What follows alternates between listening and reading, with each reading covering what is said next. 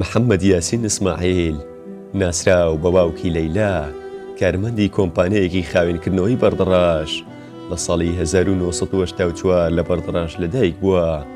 یەکێک بووە لە کارمەندە ماندوو نەناسەکانی کۆمپانیەکە.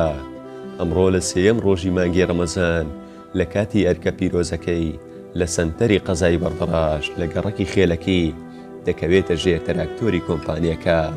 لە تەمەنی 37 ساڵی گیان لەدەست دەدا.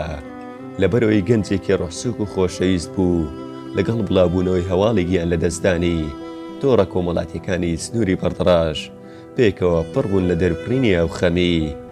محەممەد وەکو هەندێک دەڵێن بووە بە شەهیدی پاک و خاوێنی دوای خۆی لەیلەی 7 ساڵەن و فەرەجی 4 ساڵانی جێهێشت.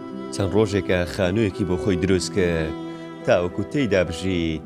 بەڵام بای ئەجەل ئەمڕۆ دەفتەری ژینی هەڵدڕی و یەکجاری ماڵاوایی کرد.